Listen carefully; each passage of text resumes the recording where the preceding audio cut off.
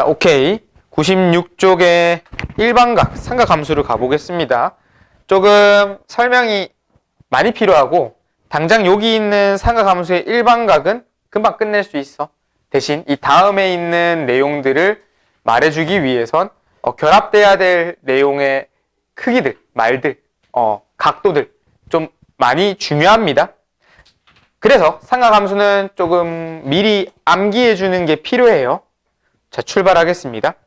우리가 일단은 각도라고 하는 거에 대해서 말을 할 건데 왜 이러한 각도 친구가 필요하냐 라고 했을 때 간단하게 말하면 이런 거야.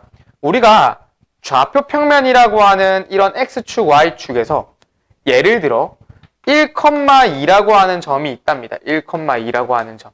그럼 우리가 이 1,2라고 하는 거는 말 그대로 순서쌍이죠. X가 1일 때 Y가 2라고 하는 거.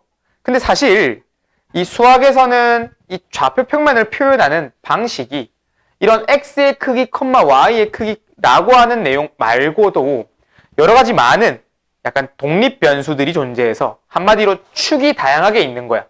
그 축이 다양하게 있어서 그러한 표현법들이 이 하나로 단일되어 있지가 않다는 거야. 다른 표현들이 많고 그 표현들 중에서 누구를 기준으로 말을 해볼 거냐? 각도를 기준으로 말을 해보고 싶었대. 그래서 약간 새롭게 정의를 하는 거예요. 그럼 이 각도들이 어떻게 새롭게 정의가 됐냐면 일단은 제일 먼저 기준이 필요했다는 거야. 그럼 그 기준이 이렇게 시초선이라고 하는 친구가 필요합니다. 우리 비교하자면 시발점이 있죠. 시발점. 현우진 거 말고 그 말 용어 그대로 시발점.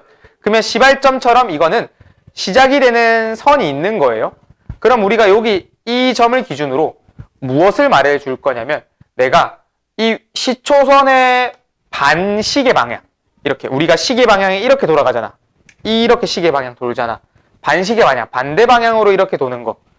이렇게 도는 게 반시계 방향이잖아. 이 반시계 방향을 각도의 입장에서는 양의 방향이라고 생각할 겁니다. 그리고 시계 방향으로 도는 것을 음의 방향이라고 생각을 할 거예요. 그럼 양의 방향으로 이만큼의 각도가 올라갔대. 예를 들면 30도. 됐나요? 그러면 현재 이 친구의 각도가 30도라고 하는 크기가 됐는데 자, 우리가 요 각도를 기준으로 내가 뭐 해볼 거냐면 이 동그란 원을 한번 그려볼게. 동그란 원. 이런 식으로 동그란 원.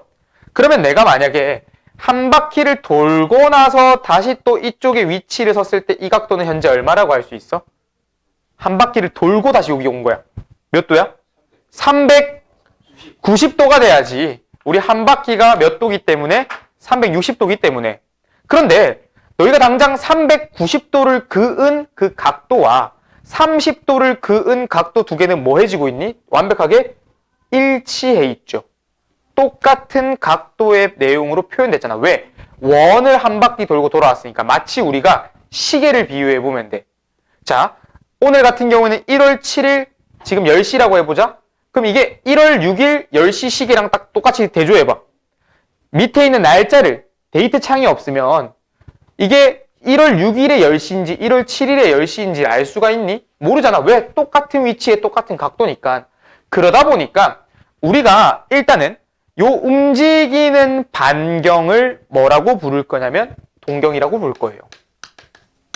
움직이는 반경을 동경이라고 부를 거고 이 동경이라고 하는 거의 각도가 찾아보니 어떻게 됐다. 자, 지금 요 놈으로 기준 갈 거야. 30도가 이 직선에 대한 동경 친구의 각도이기도 하지만 누구도 됐니?